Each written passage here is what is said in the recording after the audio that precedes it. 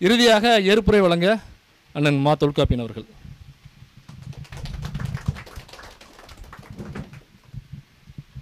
ரொம்ப சின்ன லெவலில் இந்த கூட்டத்தை நடத்துகிறேன் இது பண்ணேன். அதே மாதிரி ரொம்ப சின்ன லெவலில் ஆகிப்போச்சு. வணக்கம் வணக்கம். ஆனால் அமிர்தம் சூர்யா அவர்கள், இயக்குனர் அண்ணன் கலைஞர் அவர்கள் எல்லோரும் இது மிகப்பெரிய ஒரு கூட்டமாக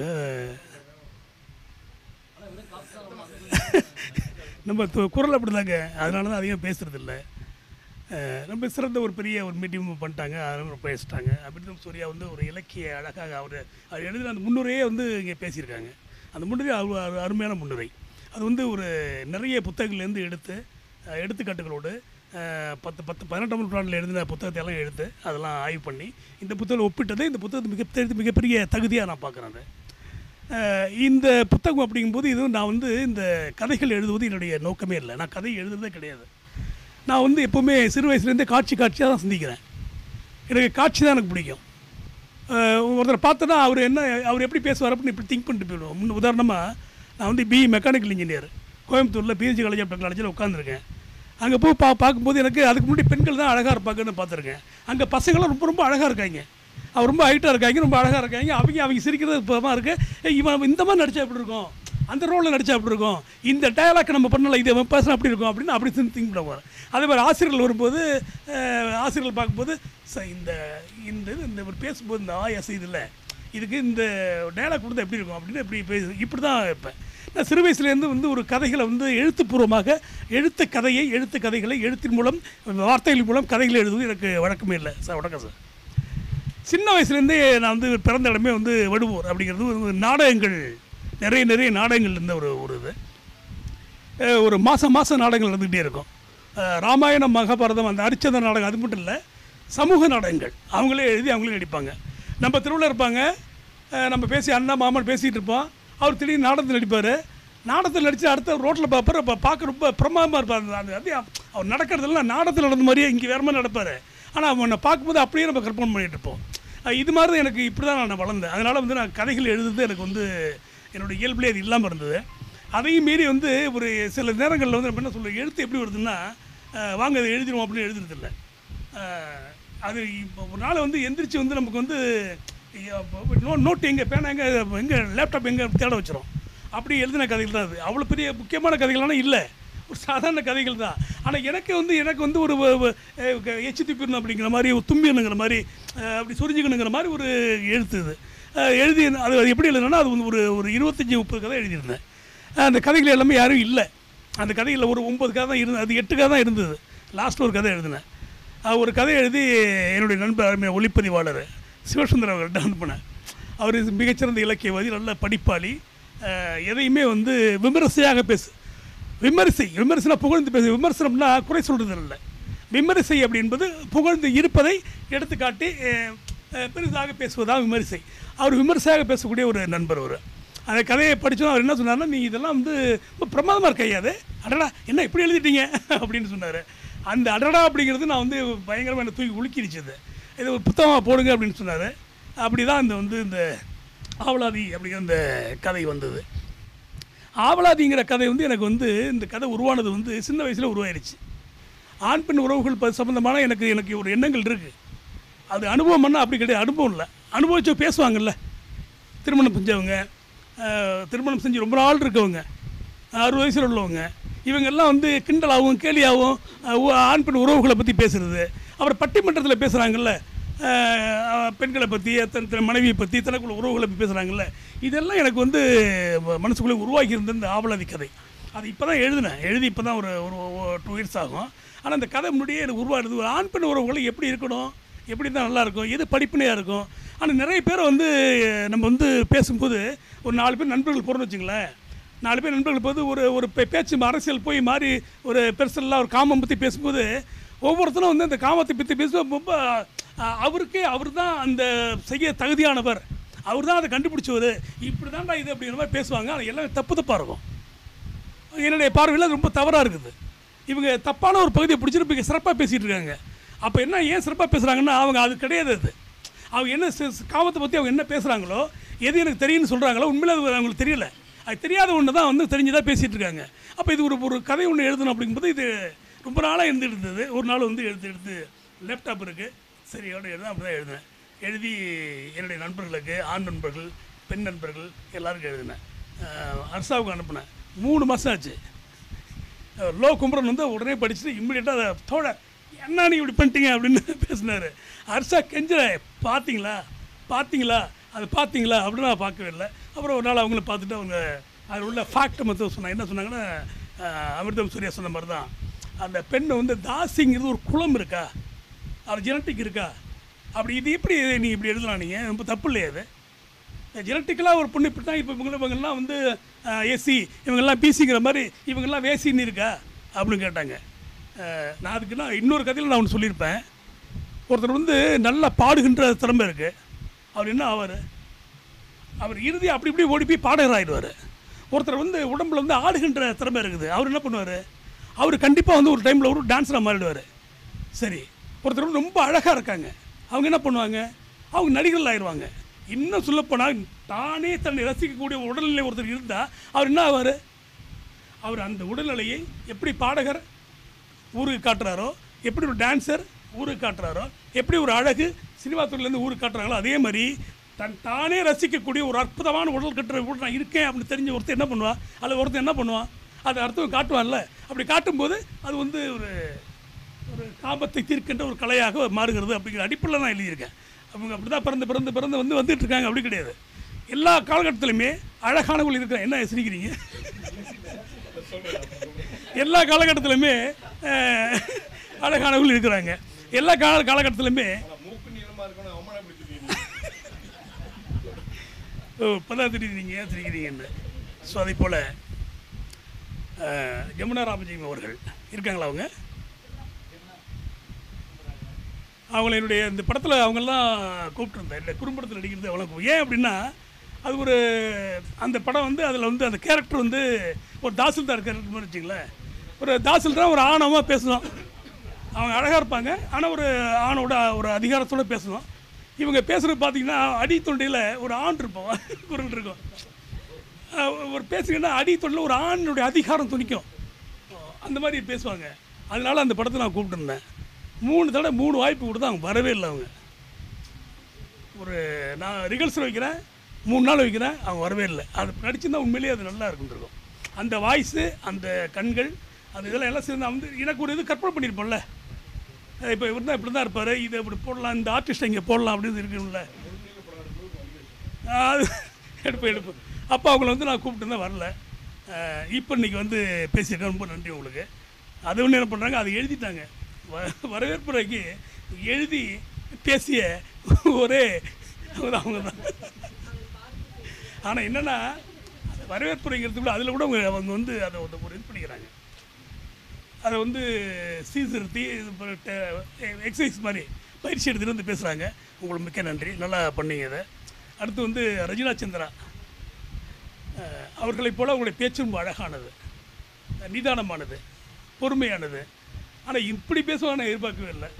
மெதுவாக பேசுவாங்க, அழகாக பேசுவாங்க, அது மட்டும் தான் எனக்கு தெரியும். இன்றைக்கி வந்து அவங்க வந்து கண்காணித்து ஒன்று ஸ்டெப் பை ஸ்டெப் படிப்படியாக அவங்க வந்து பேசுனது இந்த கூட்டத்துக்கு இங்கே இருக்க பெரிய பெரிய அணி செய்தியை போல் ஆகிப்போச்சு. இது மிக்க நன்றி உங்களுக்கு, மகிழ்ச்சி.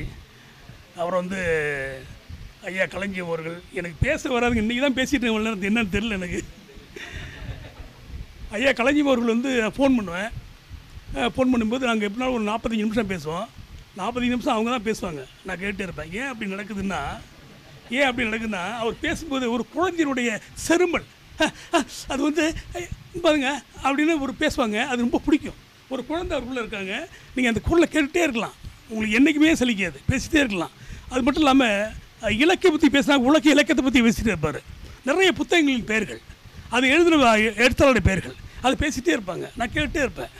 இப்போ என்னுடைய எழுத்தில் வர்றதெல்லாம் இது மாதிரி நண்பர்களோடு நான் பேசும்போது அவங்க என்ன சொல்கிறாங்க, என்ன பண்ணுறாங்க, எதை பேசுகிறாங்க, அது சொன்ன கருத்து என்ன, அந்த பேர் என்ன, அதை எடுத்து நான் எழுதுறது. அது மாதிரி அவங்கள்ட்ட நான் அவங்கள பார்க்க நேரம் போனோன்னாக்கி இப்படி போனால் ஒரு 2 புத்தகத்தை எடுத்துகிட்டு வருவேன். நிறைய அதை புத்தகமெல்லாம் நிறைய விலை கொடுத்து 1200 ரூபா $600 $700 அப்படி புத்தகம் தான் 2 பவுனில் வாங்கி படிப்பேன். அந்த மாதிரி இதில் பேச்சாலும் புத்தகங்களாலும் அவங்க எனக்கு பண்ணிட்டேன். அதை விட என்னுடைய நிகழ்ச்சிகளுக்கு வந்து பெரிய ஆவணமாக இப்போ இன்றைக்கி பார்த்தீங்களா ஒரு ஆவலாதிங்கிற கதையை வந்து அவங்க எடுத்து வச்ச முறை பார்த்தீங்களா, அவர் எங்கெங்கே போய் எங்கெங்கே அவருடைய திரைப்படங்கள் அங்கெல்லாம் போய்ட்டு இங்கெல்லாம் போய்ட்டு கிடச்சி அடித்து போகும்போது நான் அப்படியே என் தலையில் அடித்த மாதிரி ஆகி போச்சு. அவ்வளோ அற்புதம். இப்போ எங்கள் வீட்டுக்கு வந்து விருந்தாடி வருவாங்க, நண்பர்கள் வருவாங்க. என் நண்பர்கள் வந்து தஞ்சாவூர்லேருந்து வெளியூர்லேருந்து வருவாங்க. வரும்போதெல்லாம் வந்து தலைவர் அவர்கள் பேசின பேச்சு தான் எடுத்து வீடியோவில் போடுவேன். போட்டு இப்படி அழகாக பார்த்துட்ருப்போம். அவ்வளோ வீட்டுக்கு விருந்தாளிகளுக்கும் உறவினர்களுக்கும் நண்பர்களுக்கும் என்னை பற்றி நான் யார் தெரியுமா அப்படின்னு சொல்லிக்கிறதுக்கு எனக்கு கிடைத்த ஒரே மிகப்பெரிய ஆவணம் அவங்க தான். ஒரு ஒரு 4-5 வருஷத்துக்கு முன்னாடி என்னுடைய மனைவி எனக்கு வந்து கொஞ்சம் மன தகராறு. அவர் என்ன பேசுனாங்க, நான் பேசலை. பேசிட்டு கொஞ்சம் 2 நாள் பேசாமல் இருந்தாங்க. அன்றைக்கி அவங்களுக்கு வந்து பர்த்டே வந்துடுச்சு. போய் பேசினாலும் கேட்கமான் அப்படின்ட்டு ஒரு வாரம் கழித்து நான் அந்த ஒரு கடிதம் மாதிரி எழுதி முகநூலில் போட்டேன். அவங்களுக்கு தெரியாது. அது வந்து ஒரு அதில் ஒரு புத்தக வெளியீட்டு விழாவில் அதை வந்து கடைசியாக அந்த ஆட் பண்ணியிருக்கேன். 49 50வது தான் அதை போட்டிருக்கேன். தலைவர் அவர்கள் வந்து அன்றைக்கி வந்து அந்த புத்தக வெளியீட்டு விழாவில் அன்றைக்கி பாரதராஜாலாம் இருக்காங்க. பாரதராஜா உட்காந்துருக்காரு. அன்றைக்கி அந்த அதாவது ஒரு திரைக்கதை எப்படின்னா அதுதான் திரைக்கதை. எப்படி எதை எப்படி சொல்லணுங்கிறது தான். அவன் என்ன சொன்னான் அப்படிங்கிறது கதை, எப்படி சொன்னான் அப்படிங்கிறது திரைக்கதை. அவர் என்ன சொன்னாங்க எப்படி சொன்னா பாருங்கள். அந்த கதையை எடுத்துகிட்டு வந்து அந்த கடிதத்தை எடுத்துகிட்டு வந்து நான் என் மனைவிக்கே எழுதின அந்த பிறந்தநாள் வாழ்த்தை எடுத்துகிட்டு வந்து அதுலேருந்து ஆரம்பித்து அந்த பேச்சை பாருங்கள், யூடியூப்பில் இருக்குது. ரொம்ப பிரமாதமாக இருக்கும். எங்கள் வீட்டில் எங்கள் குடும்பத்திலலாம் அதுதான் அடிக்கடி நான் போட்டுக்கிட்டு இருக்கிறது. இரவு நேரங்களில் வந்து சினிமாவும் பிடிக்கல, அது பாட்டும் பிடிக்கல, இதுவும் பிடிக்கலன்னா ஒரே பொழுதுபோக்கு தலைவர் அவர்கள் தான். இன்றைக்கி அது மாதிரி பண்ண முடியலை. இங்கே வந்து அந்த பிளேயர்லாம் ஒன்றும் இல்லை. அதனால் அமிர்தம் சூர்யா அவர்கள் வந்து பெரிய சப்போர்ட் பண்ணாங்க. அதை வாங்கி பார்த்துட்டு படிச்சுட்டு அப்புறம் ஆவலாதிங்கிற பேரில் ஒரு புக்கு இருக்குங்கிறது எனக்கு தெரியாது. அவங்க தான் சொல்கிறாங்க. அவர் போய் கூகுளில் தேடி பார்த்து இந்த மாதிரி இருக்கான்னு பார்த்து ஒருத்தன் எழுதியிருக்கான். அதை எடுத்துகிட்டு போட்டு நான் என்ன நினச்சேன், நமக்கு டிசைனே பண்ணிட்டார் அவர் அப்படின்ட்டு, சூப்பர் தலைவா அப்படின்னு நான் சொல்கிறேன். ஏங்க இல்லைங்க ஒரு புக்கு மாதிரி இருக்குங்க அப்படின்னு சொன்னார்.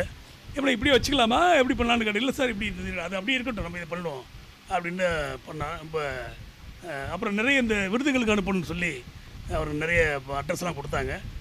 அவர் என்ன சொல்லி கொடுத்தாருன்னா, உங்களை புரிஞ்சிக்க முடியல, என்ன பண்ணிட்டு தெரியல, நீங்கள் அனுப்புங்களா அனுப்ப மாட்டீங்கன்னு தெரில, என்ன நீங்கள் எப்படி இருக்கீங்க, நீங்கள் இது மாதிரி அனுப்புறீங்களா அப்படி சொல்லி அனுப்புனார். சரின்ற வெள்ளத்தையும் அனுப்பி வச்சேன். ஸோ இப்படின்ட்டு நான் இன்னொரு புத்தகம் ஒன்று எழுதியிருக்கேன், இதனால்தான் பெண் அடிமையானால் அப்படின்னு. அது மிக சிறந்த கட்டுரை தொகுப்பு. எனக்கு கட்டுரை தாங்க என்னுடைய எழுத்து.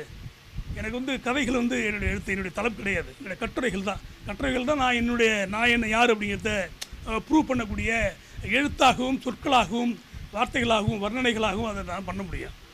அது அந்த புக்கு வருது. அது பெருசாக பண்ண போகிறோம், பெரிய லெவலில் பண்ண போகிறோம். அதனால் இது இப்போதைக்கு இது வேணாம் அப்படி. ஏன்னா இது முன்னாடியே இப்போ போன வருஷம் வெளியாச்சு. இது புத்தகம் ஜனவரியில் ரெடி ஆகிடுச்சு. இப்போ இது சில பேர் வாங்கிட்டாங்க, இது பிப்ரவரிக்கு வந்துருச்சு. ஆனால் சரி ஒரு இதுக்காக அது அரசாக சொல்லிட்டு இருந்தாங்களே இப்படிலாம், அது சரி பண்ணியாச்சு. அதனால் இந்த நிகழ்ச்சி இவ்வாறு இந்த அரங்கில் முடியுது. அடுத்து வந்து நம்ம வந்து பெரிய லெவலில் வந்து அந்த ஒரு புக்கு தான் இருக்கும். அதுக்கப்புறம் சினிமா தான், அதுக்கான ஏற்பாடு நடந்துக்கிட்டு இருக்கு. நம்பிக்கை அளிக்கும் நடிகர் இவர் வந்து யார் தெரியுமா, இவர் வந்து ஹாலிவுட்டில் 200 படங்கள் நடிச்சிருக்காரு. இங்கே உள்ள துணை நடிகர்கள் மாதிரி ஹாலிவுட்டில் 200 படங்கள்லாம் நடிச்சிருக்காரு. மிக மிக தன்னடக்கமானவர். அமெரிக்கா இருக்கார். இவர் ஒய்ஃபெல்லாம் அமெரிக்காவில் இருக்காங்க. இவர் வந்து இங்கே இருந்துட்டு இந்த அமெரிக்கா இங்கே இருக்கிறது எவ்வளோ நாள் அலோவ் பண்ணுதோ அவ்வளோ நாள் இங்கே இருந்து அப்புறம் ஓடிடுவார். இப்போ வர செவ்வாய்க்கிழமை போகிறார் அவர், திரும்ப வந்துடுவார். அந்த நண்பர் வந்து எனக்கு வந்து ஒரு ப்ரொடியூசரை கொடுக்குறாரு. நான் படம் பண்ண போகிறேன், ஒரு ஹீரோ வச்சுட்டு படம் பண்ண போகிறோம். அதுக்கான ஏற்பாடு நடந்துக்கிட்டு இருக்கு. அடுத்த படம் தான், இன்னும் ஒரே ஒரு புத்தகம் மட்டும் ரிலீஸ் பண்ணிட்டு அது ஒரு படம் தான். ரொம்ப நன்றிங்க. யூடியூப் ரோட்டஸ் வீரமணி அவர்கள். அதாவதுங்க நம்ம ஆளுங்க வந்து என்ன பண்ணுவாங்கன்னா, பெண்களை பற்றி பேசுவாங்க. பாரதி கண்ட புதுமை பெண் அப்படின்னு பேசுவாங்க. மேடைகள் முழங்க அப்படி அதிரடியாக பேசுவாங்க. பெண்ணுன்னா அப்படி தான் இருக்கணும் அப்படின்னு பேசுவாங்க. அவங்க கொஞ்சம் வரும்போது அது மாதிரி ஒரு பொண்ணு நேராக பார்க்கும்போது அவங்களுக்கு படப்பட்டு ஆயிரும். ஏன்னா நீ இப்படி பேசுகிற நீ என்ன இப்போ பேசுகிற நீ ஆள் நிற்கிற இப்படி போகிற நீ என்ன அப்படி நடக்கிற என்ன அப்படி நடக்கிற என்ன பார்க்குற அப்படி பேசுவாங்க. அது மாதிரி பெரியார் அப்படின்ற பெரியார் அப்படின்னு அவரே பிறந்து இப்போ ஒரு சின்னவனா ஒரு மனிதனா ஒரு இளைஞனா இப்போ வந்து பிறந்து நம்ம கூட பேசியிருந்தா அப்படி இருக்கும். நம்ம பெரியார்லாம் பேசுகிறோம். ஆனால் அந்த பெரியார் என்ன ஆகிட்டாருனாக்க நையாண்டி கலை, ஆர்ட் ஆஃப் நையாண்டி, அதுதான் இப்போ யூடியூப் ப்ரோட்டஸ். நம்மக்கிட்ட வந்து முன்னாடிலாம் ராமசாமி இருந்தார். அதில் துக்ளக்கில் வந்து சத்யான்னு ஒருத்தர் எழுதுவார். அது அவங்கள அந்த குரூப்பை நமக்கு பிடிக்காது. ஆனாலும் அவங்க இந்த எழுத்து இருக்குல்ல ரொம்ப சிறப்பாக நக்கல் பண்ண நையாண்டி பண்ணுவாங்க. சோவை நம்ம ஏன் ரொம்ப அறிவாளின்னு சொன்னாங்கன்னா அறிவாளி கிடையாது. எந்த மாதிரி அறிவாளின்னா தான் பிறந்து வளர்ந்த சமூகத்துக்கு மட்டுமே நல்லா இருக்கணும்னு நினைக்கிற அறிவாளி. அவன் எப்படி அறிவாளி இருக்கும்? ஆனால் அவன் ஏன் அறிவாளின்னா அவன் செய்கிற நையாண்டி இருக்குல்ல, இந்த நையாண்டிங்கிற ஆர்ட் வந்து நம்மளை வந்து மயக்கிடுச்சு. பெரிய அறிவாளி தான் அப்படின்னு நினைப்போம். அதை போல் அந்த நையாண்டிங்கிற ஆர்ட்டை வந்து பயன்படுத்தி அருமை தம்பி யூடியூப் மைனர் வீரமணி அவர்கள் வந்து தமிழகத்தை வந்து கலக்கிட்டுருக்கான்னு சொல்லணும்.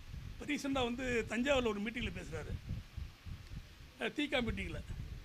நான் ரொம்ப ஆவலாக ஏதாச்சும் சொல்லியிருப்பாரு. அவன் சிரிப்பு தான் நமக்கு முக்கியம்.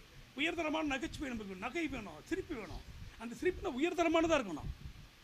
அந்த உயர்தரமான நகை வந்து ஆற்றில் தான் வரும். அவர் பேசுகிறாரு, என்ன அரசு பண்ணுறான் அவன்? ஒரு பொண்ணை பற்றி ஆபாசமாக பேச முடியலை, ஒரு பொண்ணை பற்றி அவதூறு பேச முடியலை, இதெல்லாம் ஆட்சியா அப்படின்னு ஆரம்பிக்கிறார் அந்த பேச்சு. ஐயோ அதை முழுசாக கேட்கணும். உட்காந்து நீ 1 மணி நேரம் வந்து உட்காந்து கேட்கலாம், டைம் போகிறதே தெரியாது. அந்த மாதிரி அவர் வந்து அவருக்கு நிறைய அவர்களை விட இயக்குனர் அவர்களை விட இலக்கியவாதியை விட இவருக்கு நிறைய டைமே கிடையாது. ஏன்னா இவர் எல்லாத்தையும் கேட்டுகிட்டே இருக்கணும்.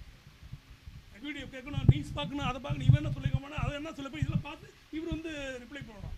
அது நேரமே இல்லாமல் நமக்கு வந்து ஒதுக்கிட்டு வந்திருக்காரு. உங்களுக்கு என்னுடைய நன்றி அவர்களே. இதில் முடிச்சுக்கிறேங்க. நன்றிங்க.